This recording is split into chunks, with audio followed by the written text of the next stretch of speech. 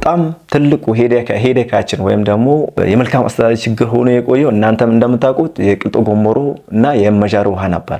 ይሄንን በነገራችን ላይ ያው ካይዘንንም አፕላይ በማድረግ እንዲሁም ደግሞ ከወረዳ አስተዳደሩም ጋር የጋራ በማድረግ የነበሩንን የውስጥ አቅሞች አሟጠን በመጠቀም ሰፊ ርብርብ አድርገን ያሙቄን አምጥተን ከሙሽሼ ጋር ያገናኝነበት ነው። ይሄ መንግስት በነገራችን ላይ በዘንድሮ ዓመት እንደ ውሃ በጣም አቺቭ ያደረገበት ነው። በዚህም የአሙቄን ምንጭ ገንብተን ከሙሽሼ ጋር አገናኝተን ያው ማህበረሰቡን ተጠቃሚ ማድረግ በዚህም የጨረስነው 11 ሚሊዮን 530 ሺህ ብር ወጪ በማድረግ ያው ሁሉም ከፊት ያለው አስተባባሪ አካልም የወረዳ አስተዳደር ሁሉም ባለድርሻ አካላት ርብርብ አድርጎ አቺቭ አድርገናል ነው። በተመሳሳይ በየቀበሌው በህብረተሰብ ተሳትፎ የሚሰሩ ዝርዝር ስራዎች አሉ። መጃር ላይ የ100 ሜትር ታንከር ግንባታ አለ። ላይ አዳዘር ላይ ቅድም እንዳስቀመጥኩት የ200 ሜትር ኩብ እና የ50 ሜትር ኩብ ዌትዌል ግንባታ እንዲሁም 6000 ሜትር የመስመር ዝርጋታ አለ። በተመሳሳይ ታች አዳዘር አረፎ ላይ የ100 ሜትር ኩብ ሪዘርቨር ግንባታ ተጠናቆ አገልግሎት እየሰጠ ይገኛል። እንዲሁም ጎዳ ላይ ምንጭ ከነማከፋፈያው ጨርሰን ማህበረሰቡ አገልግሎት እየሰጠ ነው ያለው። ዶዶ ላይ የቦኖ ግንባታ እንዲሁም የመስመር ዝርጋታ አልቆ ማህበረሰቡ ተጠቃሚ ማድረግ የተቻለበት ነው።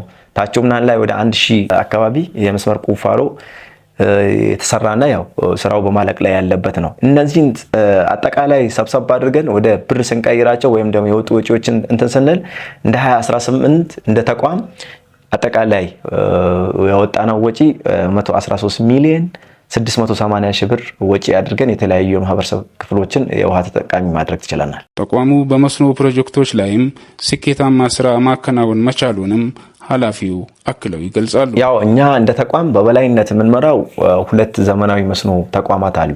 አንዱ አዳዘር አቤቾ መስኖ ፕሮጀክት ነው። በተመሳሳይ ሁለተኛው ጉራቸው መስኖ ፕሮጀክት ነው። በነገራችን ላይ ዘንድሮ 2018 ላይ የሁሉም ትኩረት ኤሪያ እንደነበረ ያው እናንተም ታውቃላችሁና ከወረዳ አስተዳደር እስከ ዞን ግብርና መምሪያ በተመሳሳይ ዞን ውሃ መምሪያ ሰፊ ክትትልና ርብርብ እየተደረገ ነው የነበረው።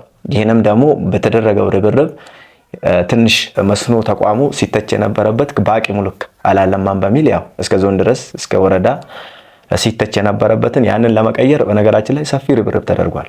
በዚህም ያው አዳዘር ላይ 50 ሄክታር የለማበትና ጉራቸው ላይ 21 ሄክታር የለማበት ነው። ይህንንም ደግሞ የማህበረሰቡ ተጠቃሚነትን ይበልጥ ለማጠናከርና ተደራሽነቱንም ይበልጥ ለማስፋፋት እንደ አዳዘር አቤቾ ማስፋፊያ ሰርተናል። በኤፍኤስአርፒ የባጀት ድጋፍ ወደ 1500 የካናል የማስረዘም ስራ ሰርተን ያው ርክክብ ያደረግነበትና ያም ደግሞ ቢያንስ 25 ሄክታር ከቀድሞ ከነበረው ተጨማሪ 25 ሄክታር የሚያለማና እንዲሁም ደግሞ የማህበረሰቡን ተጠቃሚነት ማረጋገጥ የሚችል ፕሮጀክት እንደሆነ ለመግለጽ ነው።